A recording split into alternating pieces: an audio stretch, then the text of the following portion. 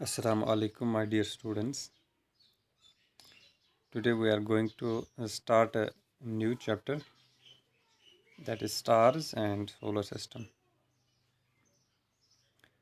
पहले हम स्टार और प्लैनेट के बारे में इनमें क्या डिफरेंस हैं ये बताएंगे। स्टार की अपनी लाइट होती है कि star has its own light and जो प्लैनेट होता है इसकी अपनी लाइट नहीं होती, इसकी रिफ्लेक्टेड लाइट होती है। जो स्टार से लाइट आती है फिर वो प्लैनेट पे पड़ती है और इस प्लैनेट के बाद वो रिफ्लेक्ट होती है। तो star has its own light and planet does not have its own light. And one more difference is that planet जो है इसका एक फिक्स्ड पाथ होता है जिसके अराउंड ये मूव करता है, जिसके अराउंड ये रिवॉल्व करता है। So let's study about stars and solar system. तो यहाँ पे कहानी शुरू होती है पाहिली और भोजो से, जो अपने ग्रैंड पेरेंट्स के विलेज में विज़िट करते हैं। एंड जब वो विज़िट करते हैं तो वो रूफ़ पे चढ़ते हैं, हाउस के रूफ़ पे चढ़ते हैं और शाम के वक्त। तो उस वक्त क्लाउड नहीं होता है, बिल्कुल क्लियर मौसम होता है। और जब वो ऊपर नज़र डालते हैं आसमान की तरफ तो वहाँ पे वो बहुत सारे तारे देखते हैं, स्टार्स देखते हैं। और जो है मून मून देखते हैं और भी तरह तरह के ऑब्जेक्ट्स देखते हैं। तो अ, तो वो हैरान रह जाते हैं कि ऐसा ये क्यों, यानी कि गांव में इतना जो क्लियरली विजिबल ये जो स्काई है ये ऐसा क्यों है। तो ग्रैंड पेरेंट्स इसके बताते हैं कि विलेज में ज़्यादा पोल्यूशन नहीं होती, वहाँ पे डस्ट नहीं होता, वहाँ पे स्मोक नहीं होता, इसलिए गांव में ये जो है ज़्यादा क्लियर विजिबल है। तो अगर हम सिटीज़ में देखें तो सिटीज़ में ज़्यादा स्मोक होता है, ज़्यादा डस्ट होता है, तभी वो जो है क्लियरली स्काई विजिबल नहीं होती। तो ये पोल्यूशन की वजह से है। तो कभी आप भी एक्सपीरियंस कर लो कि जब स्काई जो है क्लियर होती है या जब मौसम क्लियर होता है, क्लाउड्स नहीं होते और ये जो नाइट है बिल्कुल डार्क होती है, यानी कि मून जब नहीं होगी, नाइट जब बिल्कुल डार्क होगी और मौसम जब क्लियर होगा तो आप जो है उस वक्त ऑब्ज़र्व कर सकते हो कि बिल्कुल जो है डिफरेंट जो है ये नज़ारा होता है। यानी कि स्काई जो है उस पे हम स्टार्स देख सकते हैं, प्लैनेट्स देख सकते हैं बिल्कुल क्लियर। तो वहाँ पे वो ये देखते हैं कि कुछ ऑब्जेक्ट्स जो स्काई में हैं वो ट्विंकल करते हैं, ठीक है ना, ट्विंकल करते हैं, और कुछ कुछ ऑब्जेक्ट्स वहाँ पे ट्विंकल नहीं करते।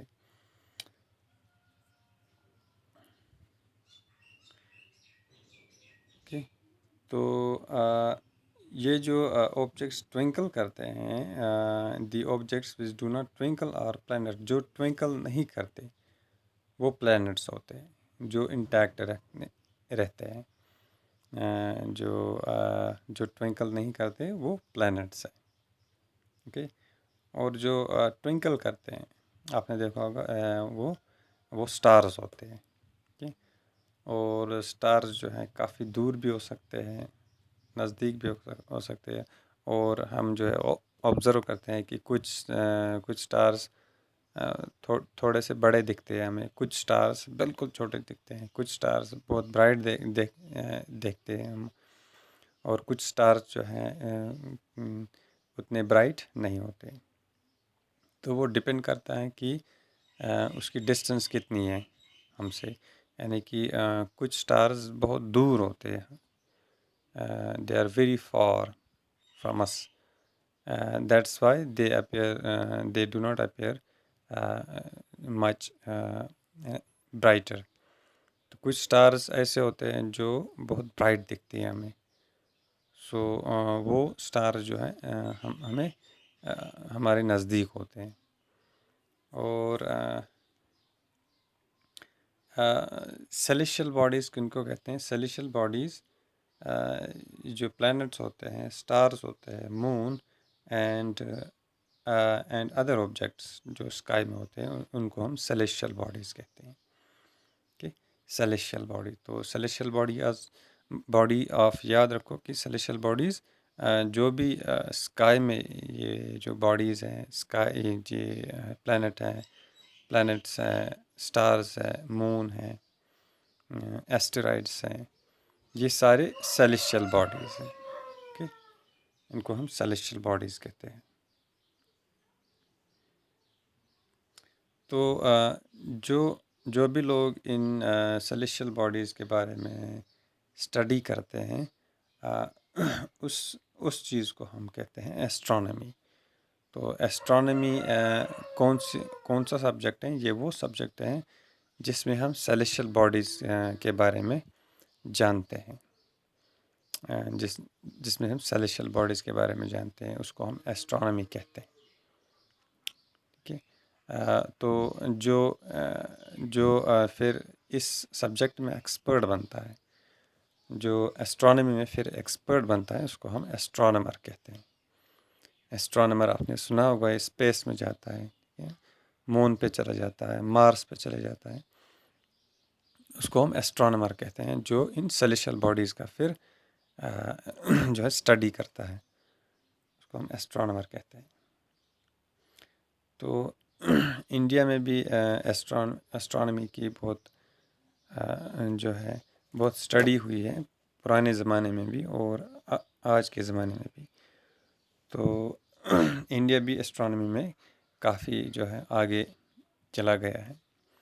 इसने बहुत सारे सैटेलाइट्स बनाई हैं और मिशन मार्स जो है इसका एक प्रोग्राम भी है.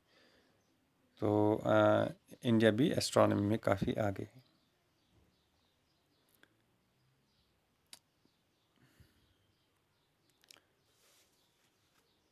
तो अब हम एक सेलेशियल बॉडी के बारे में बात करेंगे विच इज़ मून. मून भी एक सेलेशियल बॉडी है कि ना, ये भी स्काई में होती है, स्पेस में होती है. इसको हम सेलेशियल बॉडी ये भी एक सेलेशियल बॉडी है. तो आइए हम थोड़ा सा मून के बारे में बात करते हैं.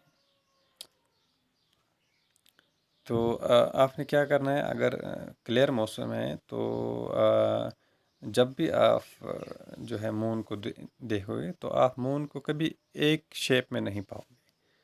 कभी ये किसी एक शेप में होगा, कभी दूसरी शेप में होगा, कभी किसी और शेप में होगा. तो ये अपनी शेप्स जो है बदलता रहता है. It keeps on changing its shape. इसकी शेप जो है बदलती रहती है.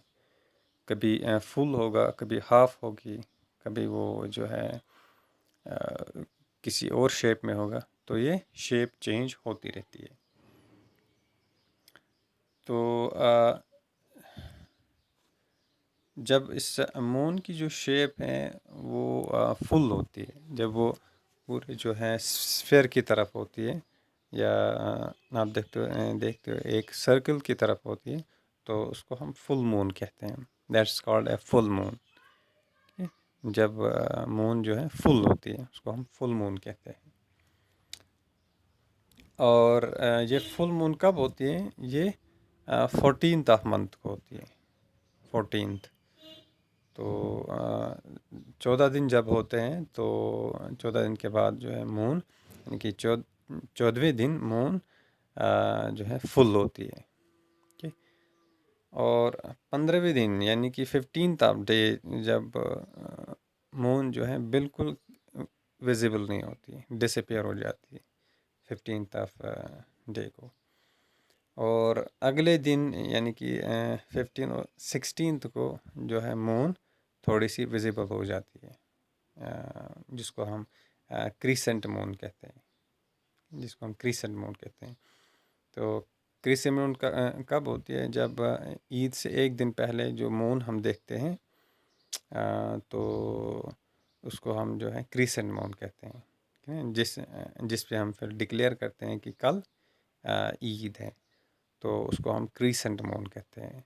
जब मून जो है विजिबल होना शुरू होती है, तो वहाँ से मून जो है विजिबल होना शुरू होती है, जिसको हम क्रिसेंट मून कहते हैं। तो on the 15th day of day, the moon is not visible. This day is known as new moon day. जब 15th डे को मून विजिबल नहीं होती, तो उस डे को हम न्यू मून डे कहते हैं। Okay, that's called a new moon day.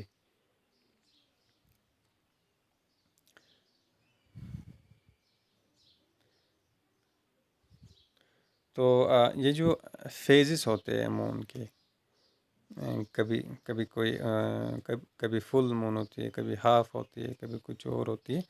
तो इसको हम कहते हैं phases of the moon, phases of the moon. यानी कि मून की जो फेजेस होते हैं, अलग अलग फेजेस, अलग अलग शेप्स होते हैं, इनको हम कहते हैं phases of the moon. Okay, इसको आप आसानी से, बिल्कुल आसानी से जो है ड्रॉ कर सकते हो आपने अपनी नोटबुक पे।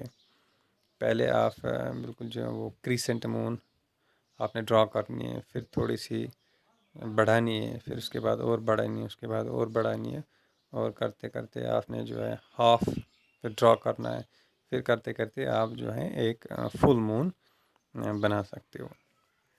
इनको हम फेजेस ऑफ द मून कहते हैं।